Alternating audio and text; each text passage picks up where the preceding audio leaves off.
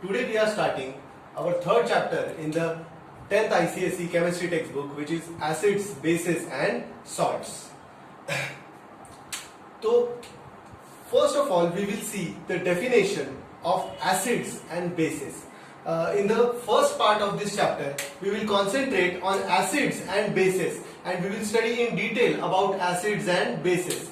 And in the second part of the chapter we are going to study about salts and mainly preparation of salts. So first we will study what are acids and bases.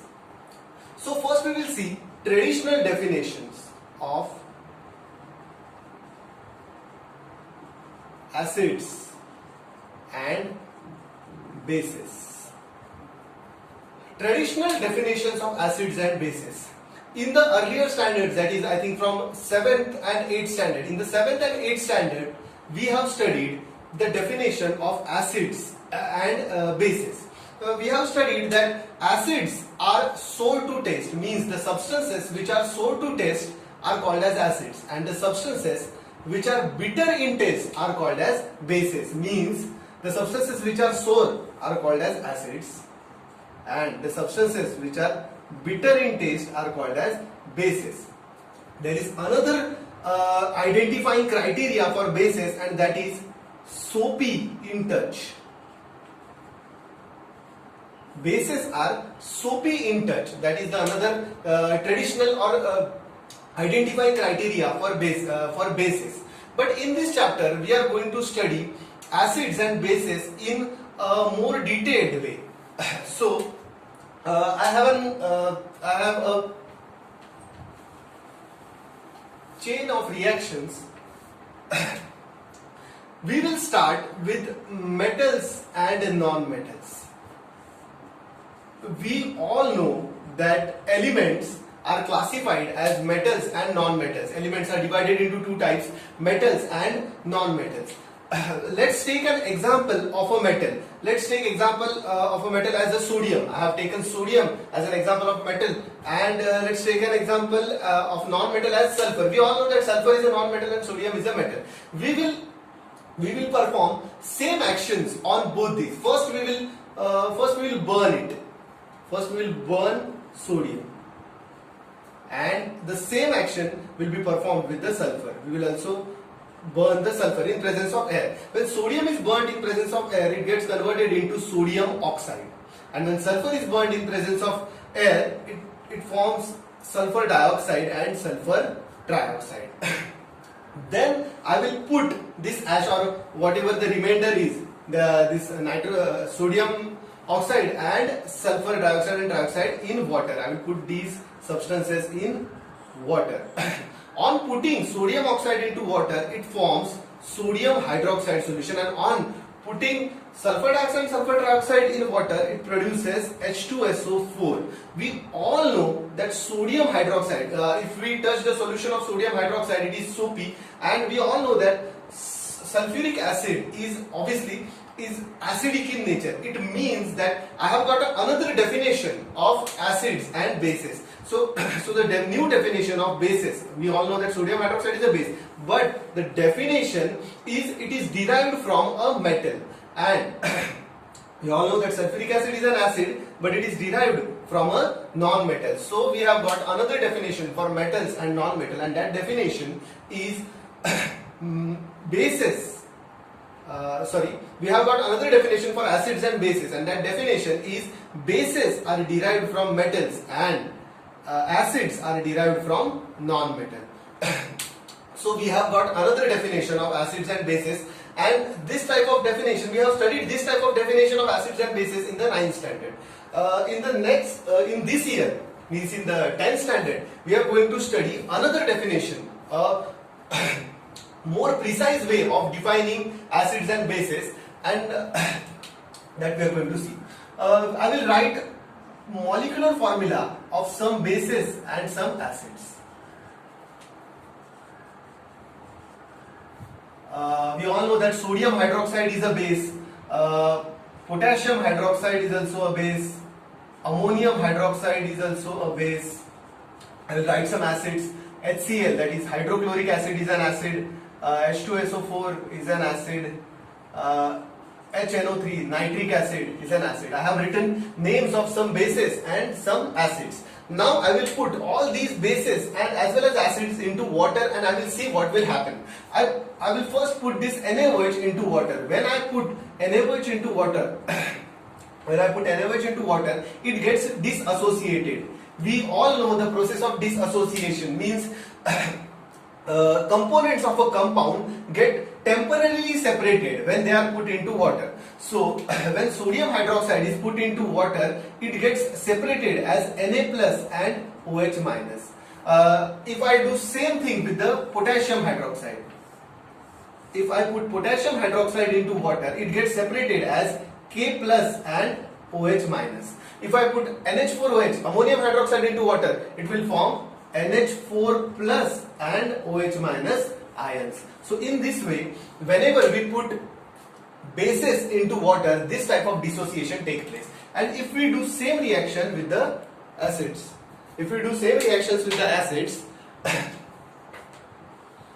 then suppose I put HCl into water, it will get disassociated to form H plus and Cl minus. If I put H2SO4 into water, it will get dissociated as H plus and SO4 2 minus. If I put HNO3 into water, it will dissociate as H plus and NO3 minus. So if we compare the dissociation of acids and bases, you will find that bases have OH minus ion as the only negative ion. We all know that substances are made up of one positive and one negative ion. And in case of bases, the positive ions can vary. There are different positive ions, but negative ion is always OH minus. And if we see the dissociation of the acids, you can easily see that the negative ion is varying, but the positive ion is always H plus ion. This thing proves that, or we can say that we can define bases as bases are the substances which have OH minus ion as the only negative ion, and we can define acids as acids are the substances which have H plus ion as the only positive ion. It means that positive ion in case of bases can vary, but negative ion will be always OH minus. And in case of acids, negative ion can vary, but positive ion will always be H plus ion. So this is the first part, which is a definition of acids and bases. Start. So now we are going to see classification of acids and bases. First we will see various ways of classifying acids. Acids, we use different criteria for classifying acids. First we will see how acids are classified on the basis of the source of acid, means from where the acid is found. On that basis, acids are divided into two types: organic acids and inorganic acids. Organic acids, or the word organic means of plant or animal origin. Therefore, organic acids are the acids which are found in plants or from animals. The acids which are found from plants or animals are called as organic acids, and the acids which are not found from plants or animals are called as inorganic acid. And we have examples of many organic acids such as citric acid, which is found in lemon, tartaric acid, which is found in tamarind, and various different acids which have animal or plant origin. And inorganic acid, we have many examples of inorganic acids that are HCl, H2SO4, which do not have any plant or animal origin, which are also called inorganic acids, are also called as mineral acids. Inorganic acids are also called as mineral acids. So this is the first way of classifying acids. Now there is another way of classifying acid, and that way is based on molecular composition. Acids are divided on the basis of their molecular composition into two types: hydracids and oxyacids. Hydracids and oxyacids. So hydracids are the acids which contain hydrogen and a non-metal, which contain hydrogen and only non-metal, and example is HCl, HBr, These acids contain a non-metal and hydrogen. Such acids are called as hydroacids. And another type of acids based on the molecular composition is oxyacids. Oxyacid means it contains hydrogen, non-metal as well as oxygen. Example is H2SO4. This acid contains sulfur as a non-metal, hydrogen as H, and it also contains oxygen. Another example is HNO3, which is nitric acid. So this is the second way of classification of acids. Now we will see the third way of classifying acids on the basis of its strength. Acids are divided into two types based on its strength. They are strong acids and weak acids. To study about strong acids and weak acids, we will take example of HCl and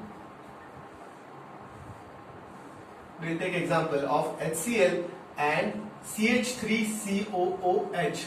HCl means hydrochloric acid and CH3COOH means acetic acid.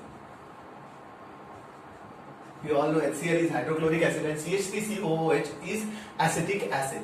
And suppose I have 100 molecules of HCl and 100 molecules of acetic acid. I have 100 molecules of HCl and 100 molecules of acetic acid, and I am putting 100 molecules of HCl into water, and I am doing the same thing with the CH3COOH, that is acetic acid. Obviously, HCl, when we put HCl into water, it will get disassociated. When I put HCl into water, it will get disassociated to form H plus and Cl minus. And same thing will happen. It will form CH3COO minus and H plus. In this way, disassociation of both these acids take place.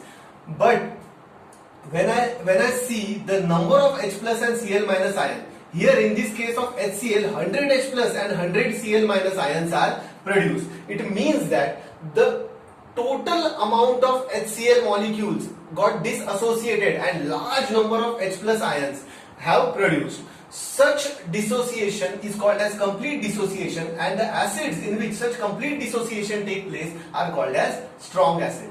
And if we compare or if we see the dissociation in the acetic acid, we see that only 20 CH3COO minus and 20 H plus ions are produced, and remaining 80 molecules of CH3COOH remain undisassociated. So such dissociation is called as partial dissociation, and the acids in which such partial dissociation take place are called as weak acid. So from this discussion, we have reached another conclusion, that the acids are considered strong when they produce a large amount of H plus ions, and the acids are considered to be weak if they produce less amount of H plus ions. So this is the third way of classifying acids. Now we are going to see the next way of classifying acids, which is on the basis of concentration of acids.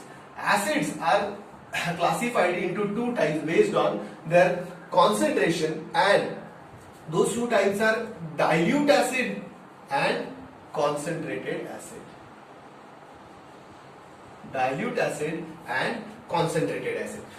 Dilute acid means the sample of acid which contains large amount of water, and less acid means we have put a large amount of water into the acid sample and the amount of acid in that sample is very less. Then such sample is called as dilute acid. And if the vice versa is done, means if large amount of acid and very small amount of water or negligible amount of water is put into it, then that sample is called as concentrated acid. Now we are going to see the last way or the fourth way of classifying acids, and it is called as classification of acids on the basis of its basicity. Acids are classified into three types. Acids are classified into three types based on its basicity. So first we will see what is basicity of an acid. Basicity of an acid means number of H plus ions produced by one molecule of an acid. So we can see that if we have HCl molecule, if it is dissociated, it will produce one H plus and one Cl minus ion. But if we put one H2SO4 molecule into water, it will produce two H plus ions. Obviously, since it have two it have two hydrogens, therefore it will produce two H plus ions and SO4 2 minus.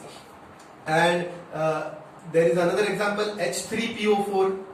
If we put H3PO4 into water, it will produce 3 H plus ions and PO4 3 minus. So based on the number of H plus ions produced by a single molecule of an acid, the acids are classified into three types. The first type is monobasic acids. The second type is diabasic acid, and the third type is triabasic acid. And you can easily define monobasic acids as the acids which contain one H plus ion or which have one hydrogen. The diabasic acids are the acids which have two hydrogen, and triabasic acids are the acids which have three hydrogen atoms. And I will write the examples. We have studied the examples. HCl, which contains one hydrogen, H2SO4, which contains two hydrogen, and HNO3, which contains H3PO4, which contains three hydrogen atoms. So in this way, this is the last way of classification of acids. Acids are classified into monobasic acid, diabasic acid and triabasic acids. Now we will see the classification of bases. So bases also are classified based on the number of OH. Bases are also classified in three types depending upon the number of OH minus ions produced by each base. And those three types are monoacidic, diacidic and triacidic. I will leave this part for your self-study, the classification of bases. The next topic is formation of H plus ions and OH minus ion. We all have seen that whenever an acid is put into water, it produces H plus ion, and whenever a base is put into water, it produces OH minus ion. But how this thing happens? We all know that water is a polar covalent compound. So first we will see an example. We will see an example of formation of H plus ion when a substance is put into water. So we have a sample of water. It contains a large amount of water molecules. I am drawing these water molecules. I have symbolically shown three water molecules, and we know that all water molecules, means water is a polar covalent compound, and there is a partial negative charge on oxygen of the water, and there is a partial positive charge on hydrogen present in the water. So I am drawing this partial negative. I am showing this partial negative and partial positive charge which is present on hydrogen and oxygen. The partial charge is shown with the delta sign. The delta sign, which is like this. So the partial charge is shown with this delta sign. So whenever we put any acid, suppose I am putting HCl into this solution. If I am putting HCl into this solution, but HCl is also a polar covalent compound.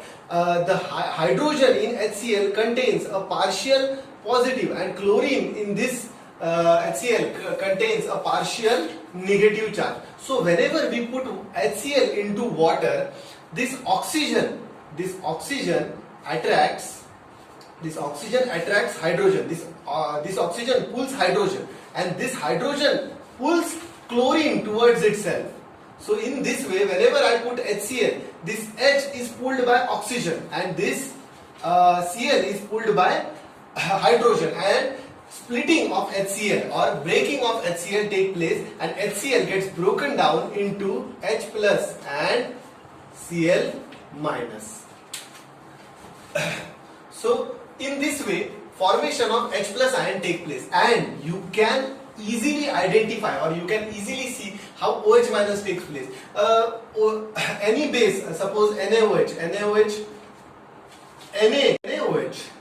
for example of bases, NaOH, in NaOH, Na has partial positive charge and OH has partial negative charge, and whenever we put this into water, the oxygen will attract sodium and this hydrogen will attract OH, and this will pull NaOH aside and it will break NaOH into Na plus and OH minus. In this way the OH minus ions and H plus ions are produced. We have already seen, we already know that whenever acids are put into water or acids are dissolved into water, they get disassociated and produce H plus ions, and whenever bases are put into water or they are dissolved into water, they produce OH minus ion. But in this way we have studied the mechanism of formation of H plus and OH minus ion, and this theory is also called as Arrhenius theory of dissociation.